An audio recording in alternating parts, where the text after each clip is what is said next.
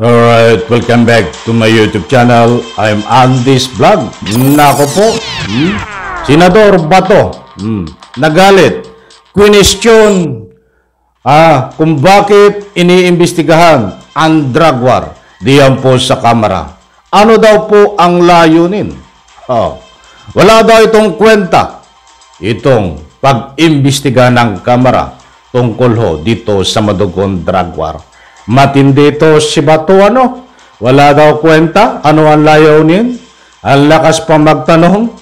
May kwenta ba ang inimbestigahan mo diyan sa Senado na 2 butas ng puncher ay sasabihin mong legit?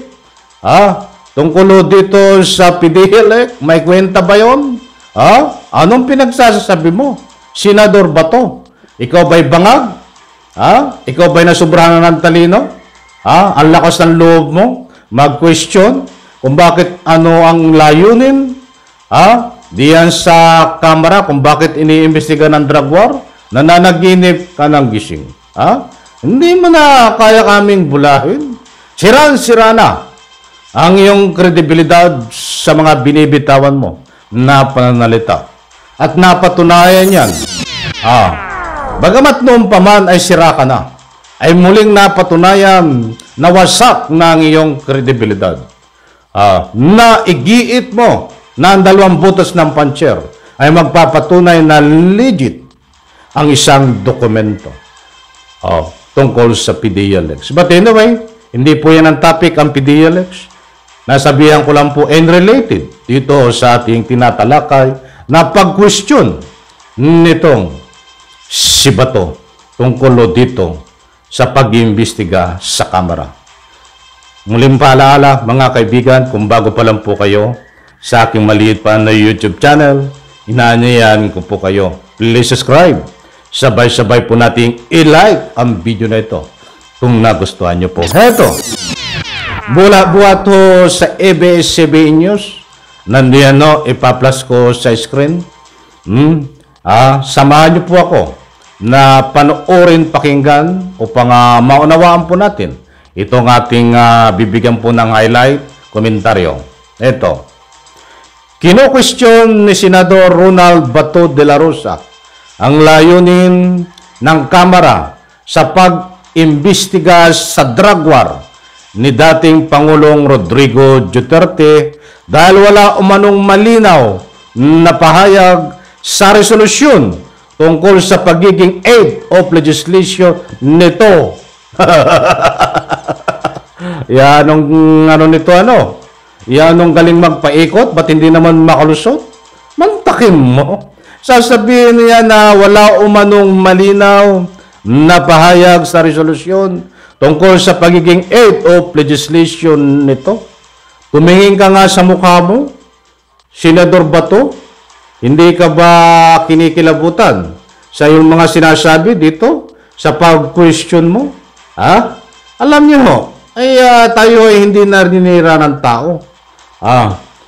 Tayo po ay nagbabatay sa kanyang katauhan at sa kanyang mga galawan na pinapakita nito dito sa Senado. Magkukwestiyon siya po dito. Ay karapatan niya pong mag-question. But kahit ano pang gawin niya na 1 billion question dito baka tagasunod lang ang sisimpatiya sa kanya. Yung kanyang tagasunod ni Digong. But kaming tambayan dito ay isang basura ang tingin namin sa iyo diyan sa Senado. Senador Bato. Susto lang ngayon magmamalinis ka. Magmamalinis ka na naman muli again. Dahil pansariling interest na naman ang kagagawan mo dito. Dahil involved ka dito, kaya nagagawa mo yan. Dahil ang kinukwestiyon dito ay ang pagkatao. Tungkol dito sa ika nga po'y arkitekto ng madugong drug war na si Digong. Pansariling interest? Diba? Ano ang pinaglalaban mo dito? Wala kang argumento dito na matibay na pakikinabangan ng taong bayan. Bagkus pampagulo ko lang diyan sa Senado. Sayang lang ang pinapasweldo sa iyo ng taong bayan, Senador Bato. Di ba? Naku po, basa nga tayo ng ano? Sir General Bato de la Rosa, paano natin ipaglawan our nation native land? Aba, nakakuha ng kakampi? Basa tayo. Sana, ang mga taong pinatay nyo ay may sakit sa drug addiction at hindi dapat pinapatay kundi kailangan ng rehabilitation, kaya dapat harapin nyo ang batas. Kung totoong public servant ka at hindi guilty, submit yourself to the process. Albert Andrew Corbera, shout out. Mga public opinion ho. Naghahanap ng ebidensya para makalap ng basihan ng batas, maprotektahan ang inosenteng biktima, mabigyan ng hustisya na rin pati ng maparusahan ang autoridad. May sala, pwede rin mayroong magamit sa ICC. ICC is coming to town noon. Naku po. Matindi itong mga komento na ito, mga kaibigan. Huwag ka na magmalinis, Senador Bato. Dahil wala kang pinaglalaban dito. Alam na ng taong bayan ang iyong galawan diyan. Ang gawin mo, katulad niyan. Sinasabi mo at pinagmamalaki mo sa social media, sa iyong interview, sa iyong press conference, na ikaw ay inadvisean na huwag umattend ng Senate President Escudero diyan po sa hearing sa Kamara. Ba't baliktad? Kabaliktaran na sinasabi ni Senate President. Hindi ka sinasabihan na umattend. Walang sinasabi ang Senate President ayon po sa nakuha nating impormasyon. Yan po ay reliable information. Kalat na din po sa malaking stream media. Walang sinasabing ganun. Ba't sinabi mo? Ikaw ba yung loko-loko? Isang senador ka, nagsisinungaling ka ng ganyan? Para lang ika nga'y may rasong ka?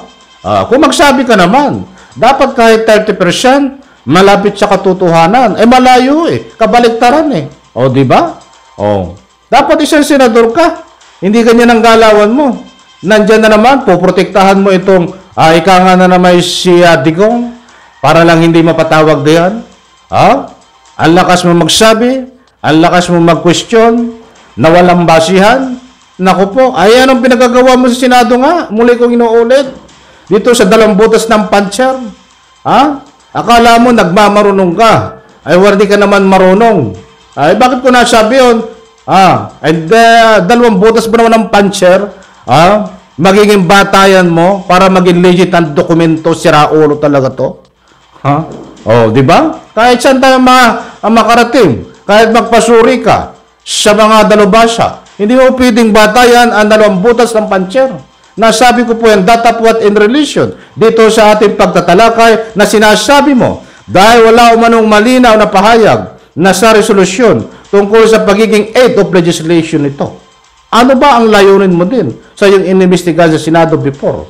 Dito sa 2 butas ng puncher. Wala ka ding malinaw na aid of legislation dyan, na hindi aid of legislation ang iyong pakay diyan. Bagkus, patunayan na gumagamit si Bongbong Marcos, ang ating kasalukuyang Pangulo, na idiin mo na gumagamit ng pinagbabawal na gamot para pabagsakin gamit ang iyong mga taktika strategy diyan sa Senado nung kasalukuyan nag-iimbestiga kayo. Ba't hindi ho nagwagi? Paano magwawagi? Kahit ang mga lumalabas mo sa bunganga mo'y peke. Sino pa ang ikakay maniniwala sa inyo? Pinapatigil ka na nga din ang kapwa mo senador? Ayaw mo pang tumigil? Laging pinagigiitan mo 2 butas ng puncher? So ngayon dito lumalabas, nagkukwestiyon ka. Ito ay dumaan sa legal na proseso, nag-file ng resolusyon. Ba't ikaw ba nung nag-conduct diyan ng investigasyon, hearing sa Senado, nag-file ka ba ng resolusyon? Hindi ka nag-file. Ginamit mo ang iyong kapangyarihan bilang senador na hindi sakop iyan. Gagamitin mo lang ang kapangyarihan mo diyan para makapag-conduct ka ng hearing na hindi mag-file ng resolusyon. Ayun tinatawag motu proprio ba yun? Motu proprio. Emergency. Yan lang ang gagamitin mo sa iyong kapangyarihan. Emergency. Paano magiging emergency ito? Itong ginawa mo before. Ginamit mo pa ang taong bayan. Inuutosan ka ng taong bayan na ika nga po mag-hearing dito sa ika nga dokumento na ito ng PDLX. Hindi ho eh. Hindi ka ginagamit ang taong bayan. Ginamit mo lang ang taong bayan. Oh, di ba? Hindi ka inuutosan ng taong bayan, Ivan. Ginamit mo ang taong bayan. Oh, tapos ngayon magkukwestiyon ka na walang malinaw na basihan dito sa ginaganap na investigasyon. Hindi yan ho. Sa kamera, loko-loko, nananaginip ka ng kasing. Okay mga kaibigan, re-electionist po ito, si Senador Bato. Ako po, alam ko naman na ika nga ito ho ay hindi nyo ibuboto. Any reaction ho, huwag nyo pong iboto ito. Huwag po natin suportahan ito dahil baka maging biktima po kayo nito. Diyan sa Senado, nang ika nga po kung ano man ang mga galawan na hindi po magandang pagsilbi, mga kaibigan. Muli po, isang like lang po sa video ito. Maraming salamat. Bye-bye.